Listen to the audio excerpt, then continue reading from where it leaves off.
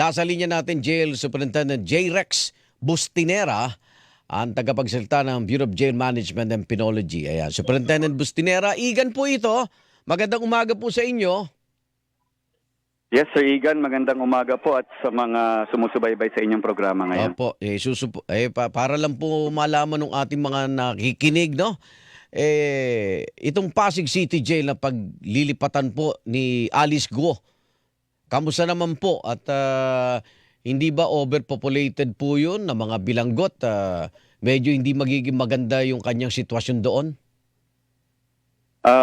Yes, officially po na-receive namin siya 9:33 ngayong umaga na i-turn Okay. over na po ng Philippine National Police sa Pasig City Jail Female Dormitory. Opo. Tama po kayo, ito po ay ideal for 36 na bilanggo, kaya lang may nakakulong po ngayong 135. Yeah! Pang 36, tas 100 nakakulong, Superintendent? Tama po, Masyadong masikip. 135 po. Opo. Saan po si Alice doon? Ngayon po, ongoing po yung kanyang booking procedures. Natanggap na po natin siya. May medical na. Kaya lang po, doon po sa medical na ibinigay ng PNP sa x-ray ay may findings po ng possible lung infection. Oh, Ngayon po, ang available lang po kasing selda doon ay may naka-isolate din na TB patient. So doon po muna siya kasi sabi naman po ng doktor namin almost 1 month na nagagamutan yung mga naka-isolate doon sa TB. Kaya po doon muna po siya ihahalo. hindi naman Kasi pwedeng to protect ihalo. din yung general population. Tama, hindi pwedeng ihalo si Alice sa marami kung may lung infection siya. Baka mahawa pa yung iba doon. Tama, sir. At inihalo ngayon po, ihahalo po siya doon sa... Bali, 4 po sila sa isang maliit na selda Oo. na tuberculosis patient isolation po. Na parang ginagamot na rin yung 4 doon. Pang-4 ba si Alice o 3 yung nandun? Pang-4 po siya, ginagamot pang-4. na po yung 3, mga almost 1 month na po yung gamutan doon ngayon. Superintendent, Opo. Superintendent Bustinera, ano pong napansin nyo kay Alice nung nandyan po sa Pasig City Jail? Kamusta yung kanyang mood, emosyon, kamusta po? Kanina po, medyo balisa po ang observation namin. Sumusunod naman po siya sa bawat procedures na inuutos natin. Halimbawa, yung sa mugshot, fingerprint, interview, and binody check din po siya ng babaeng nurse at babaeng doktor.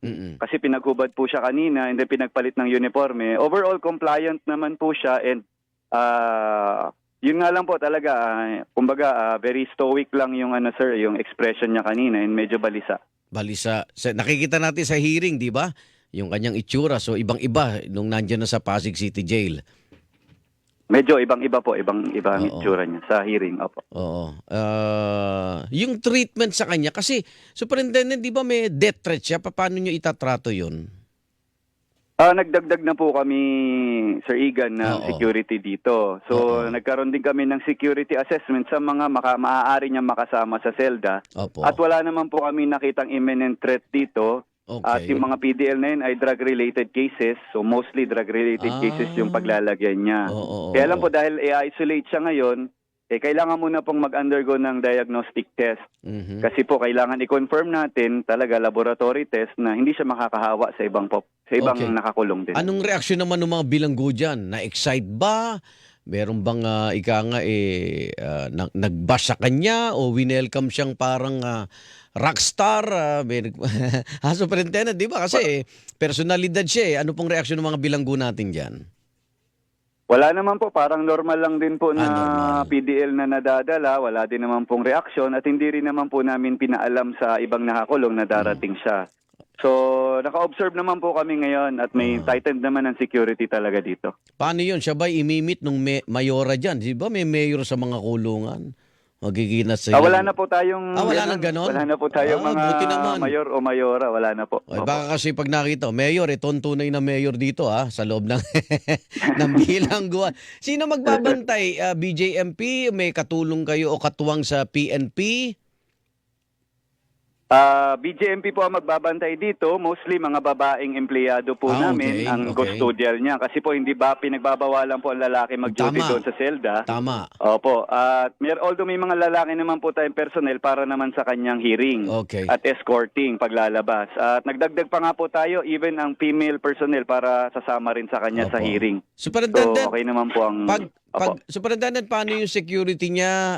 Kasama rin ba kayo pag, ayun na, pinayagan na ng RTC ng Pasig na dalhin na siya sa Senado, may hearing pa o kaya sa Kamara o kaya sa Korte? Kayo po ang kasakasama.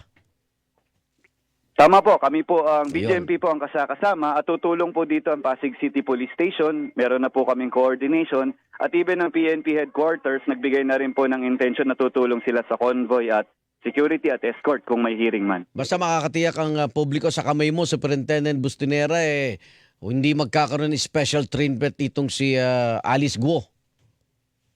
Tama sir, ina-assure po ng BGMP na no VIP treatment ang ibibigay natin. At kahit kanino naman pong bilanggo, no VIP treatment ang BGMP. Opo. Pagpasok ba ni Alice dun sa selda, ano bang kondisyon ng tatlo? Baka mas lumala pa yung lung infection niya.